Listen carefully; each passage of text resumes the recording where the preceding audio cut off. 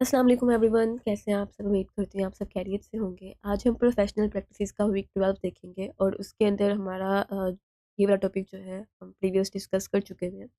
तो आज हम इसका पार्ट 2 देखेंगे। लास्ट लेक्चर्स में हम लोगों ने हैकिंग के बारे में देख रहे थे कि हैकर्स कौन होते हैं, किस तरह की हैकिंग्स होती हैं। हमने उसके डिफरेंट टाइप्स को देखा था। उसके बाद हमने टूल्स ऑफ हैकिंग देखे जिसमें स्कैनर्स, टेलनेट, एफटीपी, इनको हम अच्छे से डिटेल में देख चुके हैं। तो अब हम देखेंगे कंप्यूटर सिक्योरिटी एथिक्स को। कंप्यूटर सिक्योरिटी एथिक्स क्या होते हैं और क्यों हमारे लिए इम्पोर्टेंट है ये।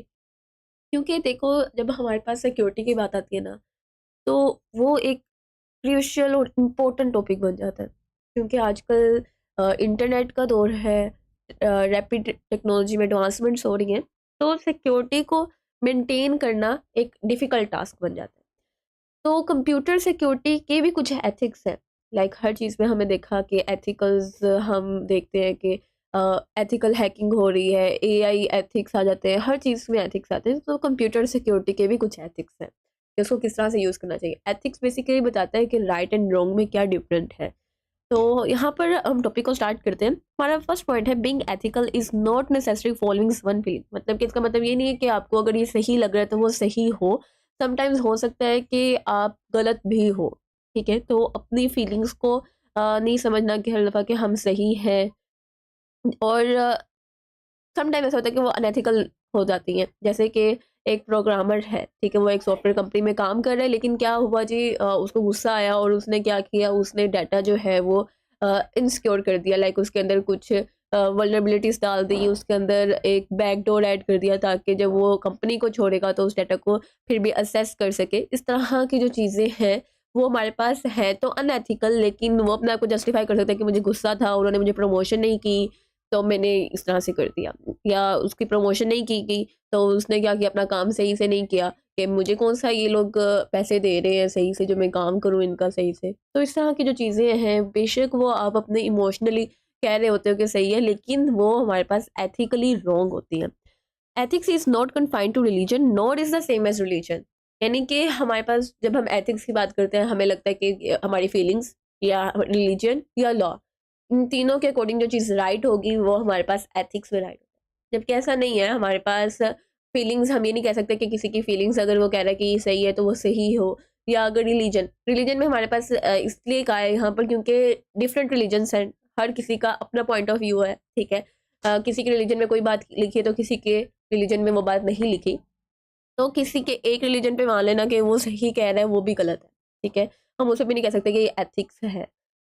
ठीक है, उसके बाद जैसे कि इसमें हम एक एग्जांपल ले सकते हैं कि जैसे 2 फ्रेंड्स हैं, ठीक है? 2 फ्रेंड्स हैं, वो एक-दूसरे के साथ बहुत लॉयल हैं, ठीक है? और हुआ ये कि उसने वाईफ़ाई का या कह लो नेटफ्लिक्स का पासवर्ड माँग लिया दोस्त ने। अब वो अपनी लॉयल्टी दिखाएगा या नेटफ्लिक्स के जो रूल्स हैं कि आपने अपना पासवर्ड शेयर नहीं करना दूसरों के साथ, उसको करेगा। तो यहाँ पर एथिकल और लॉयल्टी वगैरह आ जाती है, ठीक है? फिर उसके बाद है हमारे पास, यहाँ पर इन्होंने लिखा है example, if a person conceives of engineering activities only making money. Like अगर एक पर्सन का बिलीव ये है कि जो भी वो काम कर रहा है वो सिर्फ पैसे के लिए कर रहा है, तो वो हो सकता है कि वो एथिकल ना रहे अपने एक्शंस के अंदर। उसके जितने भी एक्शंस होंगे वो सिर्फ ये होंगे कि आप मुझे इतने पैसे दो, मैं आपका काम अच्छे से कर दूंगा, अपने मेरे पैसे कम दिए हैं तो इसलिए मैंने काम जो है वो बेहतर नहीं किया। फिर हमारे पास आते हैं एथिकल हैकर्स। एथिकल हैकर्स कौन होते हैं? जिनको अलो किया जाता है कि वो हैकिंग करें। वो सिस्टम के लिए, सिस्टम को बेहतर करने के लिए भी हैकिंग करते हैं और उसके अंदर देखने के लिए कि कहाँ पर गैप आ रहा है, कहाँ पर सिक्योरिटी इश्यूज हैं जिनको रिजोल्व किया जाए ताकि जो हैकर्स हैं, जो बैड हैकर्स हैं, वो हैकिंग ना कर सकें। तो इसमें जो एथिकल हैकर्स हैं, they perform most of the same activities but with owners permission. यानी कि ओनर उनको कहता है कि आप हैक करें हमारे सिस्टम को ताकि हमें पता चले कि इसके अंदर कौन सी प्रॉब्लम्स हैं, कहाँ से सिक्योरिटी के इश्यूज अराइज हो सकते हैं। ठीक है, इसके अंदर हम पेनिट्रेशन टेस्ट करते हैं। मोस्टली पेनिट्रेशन टेस्ट के आगे 3 टाइप्स हैं, white box model, black box model और ग्रे बॉक्स मॉडल। इसके अंदर क्या होता है कि कंपनी की परमिशन के ज़रिए से जो हैकर्स हैं वो सिस्टम को हैक करते हैं, क्रैक करने की कोशिश करते हैं और उसके अंदर से जितने भी सिक्योरिटी इश्यूज होते हैं उनकी रिपोर्ट रेडी करते हैं और सिस्टम को जो कंपनी है उनको देते हैं। अब यहाँ पर 3 तरह की टेस्टिंग होती है। व्हाइट बॉक्स मॉडल में क्या होता है कि उनको प्रॉपर बता दिया गया है टेस्टर को कि हमारा ये सिस्टम है, हम लोगों ने ये नेटवर्क यूज़ किया है, इसके पीछे हमारा ये कनेक्शन है, ठीक है? मतलब उसको ईच एंड एवरी डिटेल दे दी गई है और उसको कहा है कि आप इसको हैक करके दिखाओ और इसके अंदर से सिक्योरिटी को फाइंड मतलब जो प्रॉब्लम्स हैं, जो गैप्स हैं उनको फाइंड करो। ब्लैक बॉक्स मॉडल में ये होता है कि उसको टेस्टर को कुछ भी नहीं बताया जाता कि सिस्टम सॉफ्टवेयर कैसा है, पीछे कौन सी नेटवर्किंग यूज़ हुई है। उसने सारा खुद टेस्ट करना होता है, खुद जो उनसे है वो देखना है कि ये नेटवर्क है, इसको इस तरह से क्रैक करने की कोशिश करनी है। मतलब उसको कुछ नहीं पता, उसकी आँखों के आगे पट्टी बाँधी गई है, अंधेरा है और उसने खुद ढूँढना है रास्ता। ग्रे बॉक्स मॉडल में ये होता है कि व्हाइट और ब्लैक मॉडल का मिक्सचर होता है और इसके अंदर दोनों का कॉम्बिनेशन शेयर किया जा रहा होता है, ठीक है? कंपनी जो है वो टेस्टर को कुछ इन्फॉर्मेशन देती है नेटवर्क की, लेकिन कंप्लीट इन्फॉर्मेशन नहीं देती। तो यहाँ पर व्हाइट बॉक्स मॉडल में क्या है कि आपने ईच एंड एवरी डिटेल दे दी है, ब्लैक मॉडल में आपने कुछ भी नहीं दिया और ग्रे जो है वो इन दोनों के दरमियान में होता है कि थोड़ी सी इन्फॉर्मेशन दे दी गई है लेकिन मुकम्मल इन्फॉर्मेशन नहीं दी। और ये क्यों ज़रूरी है? ताकि गैप्स को आइडेंटिफाई किया जा सके और उन पे काम किया जा सके ताकि डाटा को मज़ीद सिक्योर किया जा सके। अब हैकर्स कोड ऑफ कंडक्ट, हम लोग जब भी हैकर्स की बात करते हैं तो हम नेगेटिव वे में ही सोचते हैं कि हैकर्स जो है वो डाटा को स्टील करते हैं, डाटा को जो है वो प्रोटेक्शन से बचाते नहीं हैं, जबकि हमारे पास एथिकल हैकर्स भी होते हैं जो कि हमारे बेनिफिट के लिए काम करते हैं। जैसे कि आपके अगर लैपटॉप का पासवर्ड आपको भूल गया, क्या करोगे आप लैपटॉप आप भूल गए हो, ठीक है? तो हैकर्स जो है एथिकल हैकिंग के हम पास जा सकते हैं, वो हमारे पासवर्ड को क्रैक करके दे सकते हैं, ठीक है? इसी तरह अगर हम किसी सिस्टम में देखें, जो बड़ी-बड़ी कंपनीज़ हैं, उनका डाटा जो है वो उन्होंने बहुत ज़्यादा ही सिक्योर कर दिए कि अब उनको खुद भी नहीं उसको ओपन करना आ रहा, तो वहाँ पर भी हैकिंग काम आ सकती है। और इस वजह से भी हमने देखा कि जब सिक्योरिटी टेस्ट हमने करना हो तो भी हम हैकर्स को यूज़ कर सकते हैं। अब हैकर्स के भी कुछ कोड ऑफ कंडक्ट्स होते हैं, लाइक उनको भी पता है कि उनकी क्या रिस्पॉन्सिबिलिटीज़ हैं, उन्होंने किस तरह से एक्शंस लेने हैं। तो यहाँ पर हमारे पास हैकर क्रीड आता है। हैकर क्रीड क्या है? ये हमारे पास 1984 में स्टीवन्स लेविस ने अपनी बुक के अंदर बताए थे कि क्या चीज़ें हैं, कौन से रूल्स हैं जो उनको फॉलो करने चाहिए, ठीक है? लाइक उनको किस तरह से काम करना चाहिए। तो हैकर्स जो हैं they should have access to computers and that should be limited, unlimited and total. मतलब कि उनके पास कंप्यूटर्स जो है उनका एक्सेस अनलिमिटेड होना चाहिए। ये नहीं कि उनको एक हद तक दे दिया है उसके बाद आगे वो एक्सेस नहीं कर सकते। उनके पास अनलिमिटेड एक्सेस होना चाहिए और टोटल एक्सेस होना चाहिए। मतलब वो कह लो कि छोटी सी छोटी चीज़ पर भी वो कंट्रोल रख सकते हैं और बड़ी से बड़ी चीज़ पर भी, लाइक वो इसकी मशीन के अंदर भी हर चीज़ पर एक्सेस रख सकते हैं। हमारे पास जैसे लो लेवल लैंग्वेजेस होती हैं, हमारे पास असेंबली लैंग्वेज होगी, मतलब छोटे से छोटा भी और हाई लेवल भी, ठीक है? Always yields to hand on imperative, इनका ये मानना होता है कि उसका कि हमेशा आप प्रैक्टिस करो।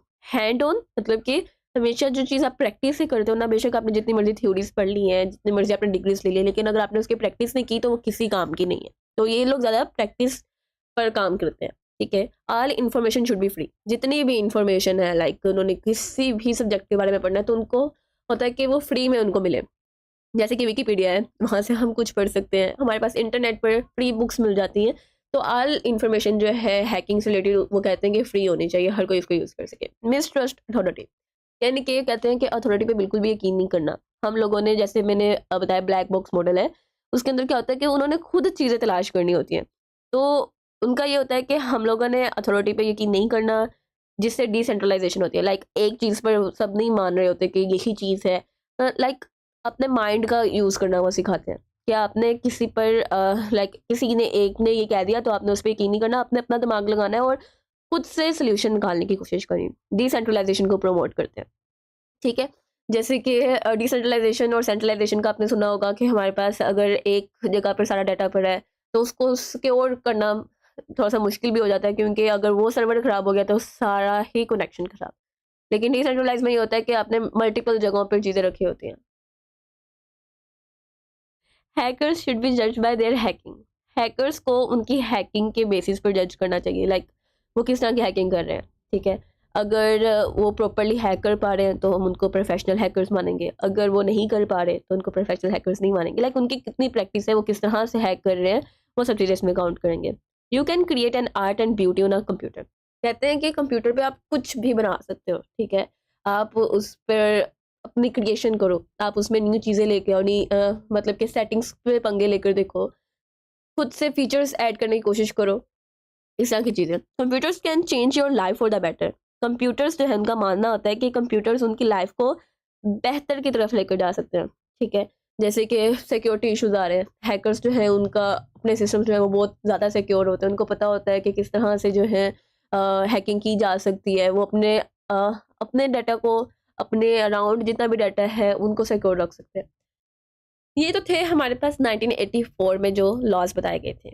फिर हमारे पास 90s में कुछ new conduct of code of ethics है। जैसे कि हमें पता है हर चीज़ में इम्प्रूवमेंट आती है, तो इनकी भी कुछ इम्प्रूवमेंट आई जो कि स्टीवन ने दी थी।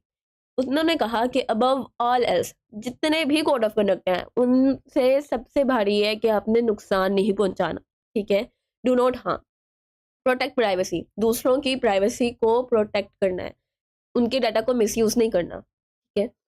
वेस्ट नॉट, वांट नॉट, ठीक है। आपने कोई भी रिसोर्सेज को ज़ाया नहीं करना, ना ही आपने उनको वांट नॉट, ठीक है, ना ही उनको चाहना कि हम चलो मुझे ये चीज़ चाहिए तो मैंने इसके लिए हैकिंग कर ली, ये कर लिया, वो कर लिया। नहीं, आपने दूसरों को नुकसान नहीं पहुंचाना, आपने दूसरों के रिसोर्सेज को ख़राब नहीं करना। एक्सीड लिमिटेशंस, अपनी जो लिमिटेशंस हैं उनको एक्सीड करो, मतलब कि आपने बाउंड नहीं करना अपने आप को, अपने बाउंड्रीज को तोड़ो और अपने माइंड को इस तरह लेके चलो कि आप कुछ भी सोच सकते हो। लाइक कोई भी सोल्यूशन है, उस हर चीज़ का कुछ ना कुछ सोल्यूशन होता है, तो सोल्यूशन फाइंड करो। द कम्युनिकेशनल इंपेरेटिव, आप दूसरों के साथ, अपने सीनियर्स के साथ डिस्कस करो, दूसरों के साथ डिस्कस करो, ताकि आपको उसके अंदर सिक्योरिटी इश्यूज का पता चले। मतलब अपना नॉलेज जो है आपने सिर्फ अपने तक नहीं रखना, दूसरों के साथ भी शेयर करना है। लीव नॉट ट्रेसेस, हैकर्स की जो सबसे बड़ी बात होती है कि वो पीछे कोई भी निशान नहीं छोड़ के जाते हैं, ट्रेसेस नहीं छोड़ने। शेयर सेल्फ डिफेंस, आपको अपना डिफेंस करना आना चाहिए। Hacking have security as we have discussed. Trust but test, लोगों पे यकीन करो लेकिन पहले खुद टेस्ट करो उसको।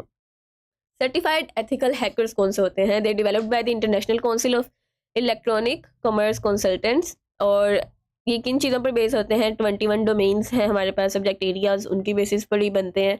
और इनके लिए जो वेबसाइट है वो www.ecouncil.org है, आप इसको विजिट कर सकते हैं। अब यहाँ पर red team, they composed of people with varied skills, ठीक है। ये भी हमारे पास जैसे पेनिट्रेशन टेस्टिंग होती है, हमारे पास इसी तरह रेड टीम भी होती है जो कि एथिकल हैकिंग करती है। में डिफरेंट स्किल्स के लोग होते हैं, साइबर सिक्योरिटी से रिलेटेड और मल्टीपल। और क्या करते हैं वो? They conduct penetration test. तो ये टॉपिक हमारा यहाँ पर एंड होता है और बाकी हम इंशाल्लाह नेक्स्ट वीडियोस में देखेंगे। तब तक के लिए